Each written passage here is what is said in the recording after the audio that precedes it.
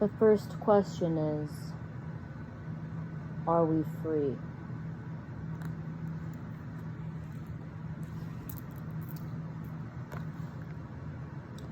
Are we physically free and able to move, travel, connect, network, share, speak, give, and receive? Or is there some kind of petty tyrant, internal or external, that attempts to prevent our gathering and connecting with others? If there is, we need to address this properly. Damn, didn't expect that. We must be sure to examine our own internal mechanisms. Do we hold ourselves back from sharing and gathering? Do we shy away from connecting with others? Do we leave it to other people to dream up ideas, organize a gathering, attend the gathering, and then implement those ideas into action? Are we sitting on the fence in some way, watching others get involved and wishing we were part of it? One of the greatest threats to the dark agenda is gathering of people coming together with a shared passion and then brought into a heightened state of wakefulness. This high-level inspiration and elevation is highly feared and not encouraged in any way by the everyday invisible laws of society. Sometimes I wonder whether man-made substances are brought into our cultures on purpose, to make sure we don't figure out how to reach those states by ourselves. Because if we do, we won't work for a low wage. We won't commute in dirty fuel-driven transportation into the toxic haze of urban sprawl. And we won't go home to square boxes that cramp our spirit and break down our creativity and intimacy.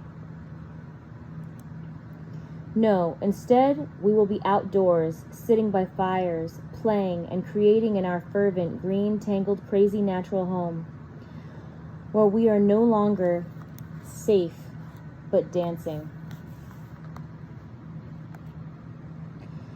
In this day and age, there cannot be an inner or outer perpetrator that controls our freedom to gather, share, and participate. We must examine our relationships in deep and honest ways, including the relationship we have with ourselves. We must check in and ask, is anything attempting to hold me back in any way? Am I, or is someone, something keeping what I currently offer in the safe confines of popularity, brandability, and financial security? Now is not the time for safe and credible creativity. Now is the time for new, edgy, and innovative ideas and experiments and creative spiritual initiations that provide authentic and lasting growth. We must stop appealing to the popularity vote and take that extra step into vast unknown parts of ourselves, asking, what more can I give? Which also answers the more egoic focused question of, what more can I receive? Let us stop branding ourselves on Instagram and Facebook like some kind of product placement that thrives on appearance. Please let us stop typing up posts that get the most likes and go viral because they are glamorous, sexy, or outrageous in some way. Let us stop prostituting ourselves for an invisible world that doesn't actually exist and relies upon our addictive and narcissistic nature to not only survive, but thrive. The reason I'm writing this is because I have done this myself. I didn't realize it consciously, of course, but I was making myself into a brand. I was becoming a perfect patriarchy puppet, a pleasing, loving fence sitter that was popular, sellable, and safe. Sounds familiar.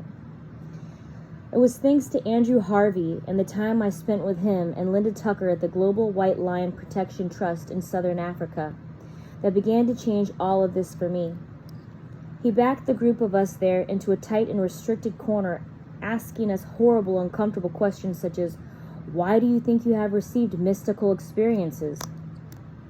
What are you doing during this time as the world burns in agony because of your incessant greed and entitlement? And then the final bludgeon. What's more frightening, being numb with apathy as you sip yet another glass of Chardonnay? As the last tree on the planet?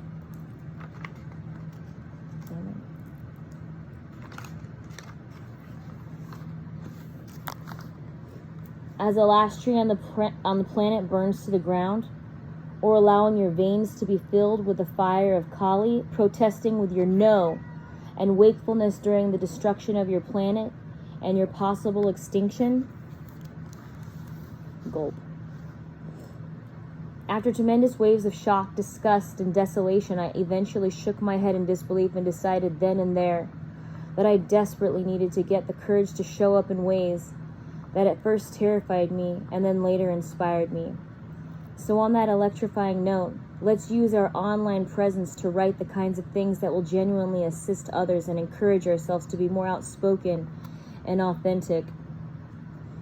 Let's encourage another's honest beauty and transparency. Let's bring joy and catalyzing possibility to our posts. Now let's return to our sacred gift. In essence, discovery is a win-win situation, even if it does not initially appear to be that way. To access it, we will be stretched beyond our comfort zones. Surrounding this sacred gift, otherwise known as an evolutionary game changer, will be 3 frightening guardians whose job it is to keep us from discovering our sacred gift, our sacred technology, if you will. These 3 guardians will attempt to sway us in an entirely different direction by appealing to our vanity, fear, and cowardice. Only the brave of heart will refuse to listen. Only the brave of heart will refuse to listen or run away from their terrible threats and appearances.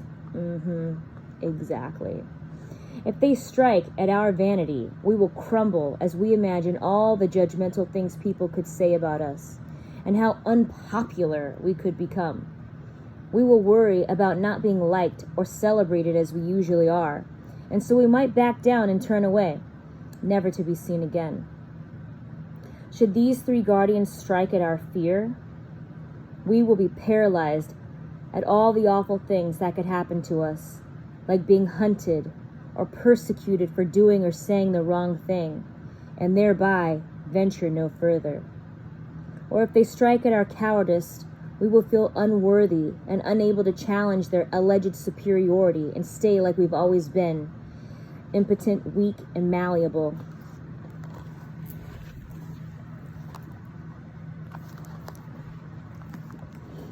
However, should we continue past these 3, choosing to see and hear the deepest mystical part of ourselves, and decide to go into our communities no longer holding anything back, what would that look like? This is the question that needs answering. You know, I did not plan to read this. I didn't even fucking plan to read this shit. Perfect timing. Isn't that funny how that always works for me, huh? The fierce feminine is not deterred. By the way, we all have feminine inside of us. This is not just for women. The fierce feminine is not deterred by danger or pain. She is not put off by other people's opinions. She is not prepared to water down, dilute, or appease anyone or anything for her presence to reach those that it must and bring about the balance that it so desperately needed. There are many of us on the path of sacred activism acting on behalf of the fierce feminine, who will at certain times be challenged to a greater call of duty. That's right. That's exactly right. Standing our ground has nothing to do with being stubborn, nothing to do with being stupid, and nothing to do with being naive. Standing our ground is when we take a firm stance as a sovereign being who is free and will not allow anyone to breach our boundaries and tamper with our light or the light of others. That's right. Standing our ground is not easy, but it is necessary. It requires a certain fortitude internally as well as externally. We must be prepared to be bombarded by the forces of anti-awakening, doubt, dread, despair, disillusionment, and questioning whether we ought to back down will arise.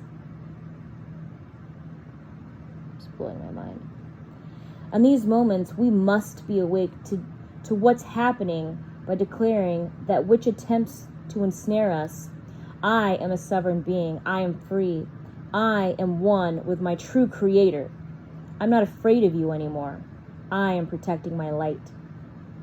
It is then that we will feel a change of atmosphere within, and a lightness will be seen and felt. From there, we can send this glorious peace into the epicenter of the swirling dark fog, both inner and outer. Remember, beloved friends, standing our ground is not about being defiant or aggressive, but about being firm and fearlessly truthful. We can hand over all of our fears and doubts to our God and rest in the great knowledge that we are taking this stance for more than just ourselves. We are doing it for each other and our earth.